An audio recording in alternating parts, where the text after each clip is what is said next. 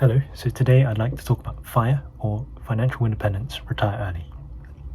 So this is a popular movement amongst young people like myself, where the goal of this is to save aggressively whilst you're young and still working.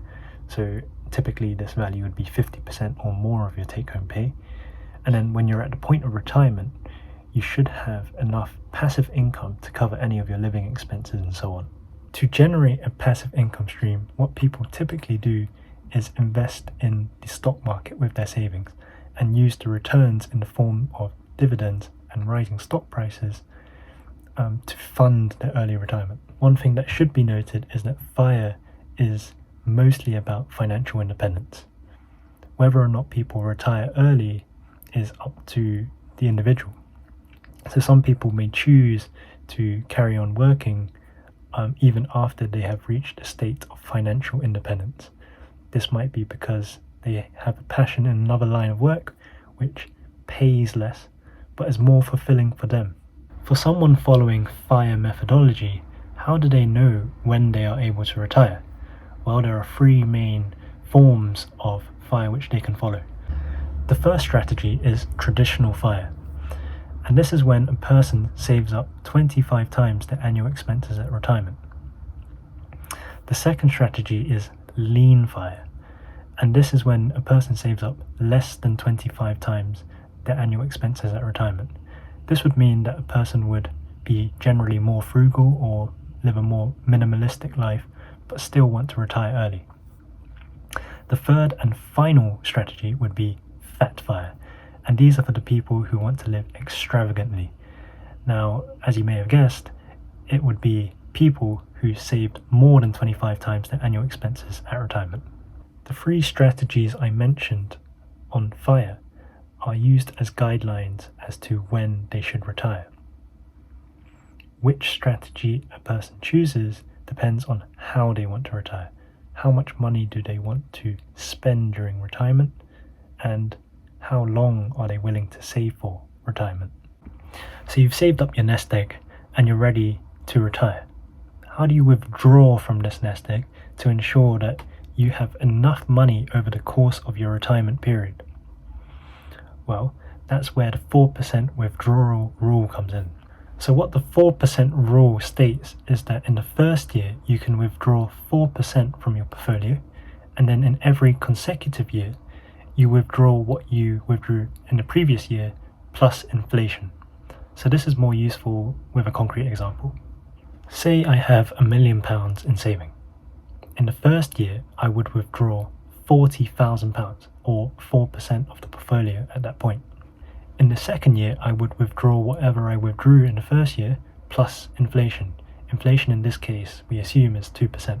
So really I'd be withdrawing £40,800 in the second year, and so on. This should in theory mean that for the next 30 years you'll have 4% of your original portfolio plus inflation to cover your living expenses. The caveat to the 4% withdrawal rule is that it assumes 4% real returns on your portfolio.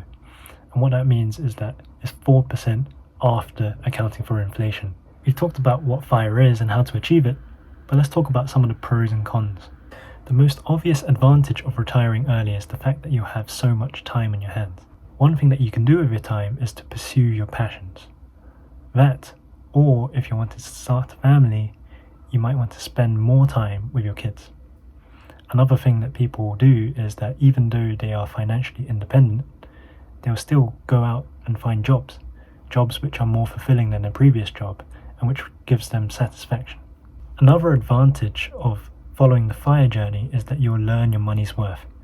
So as an example, what I mean is when you're buying an item, you'll start thinking questions like, how many hours do I need to work to attain this item? Do I really need this item? So for me, it's made me think more minimalistic, but also it's made me think I can probably use this to save for my retirement instead. Some of the cons.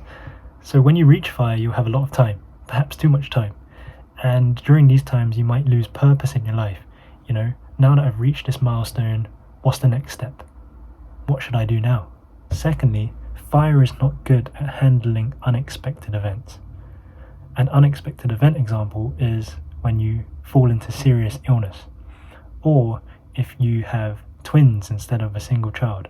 So you might have to provide for 2 children as opposed to 1.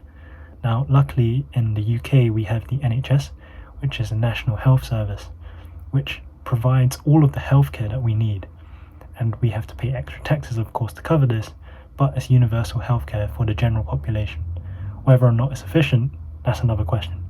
Lastly, if you find yourself ever needing to rejoin the workforce, you might be out of touch with the skills needed to rejoin, and employers might ask you questions such as, what have you been doing for the past 5-10 years? Why were you not working? So you might have awkward questions like that which you might need to answer. Personally, I'm achieving a savings rate of just under 90%, and I'm able to achieve this because I'm living at home with my parents. So my living expenses is drastically lower than that of someone who is living out. One of the comments that I get a lot of the time is, oh, you're so cheap, why don't you spend a bit more? And there is some truth to that, in a sense that I have adopted quite a minimalistic lifestyle. I don't need to follow the newest fashion trends or get the newest material goods to keep myself happy, because I know the worth of my money. Instead, what I do is I invest in quality goods, ones that will last a while and ones that I know I will use for sure over a long period of time. So in terms of the general population of the UK, the average savings rate is 6.8% of their take-home pay.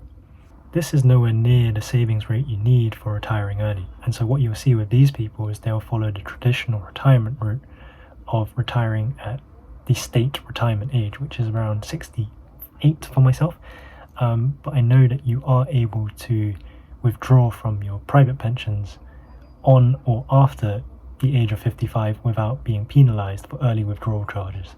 So in this video, we've gone over an overview of what FIRE is and how to achieve FIRE. Obviously, there's a lot that we haven't covered.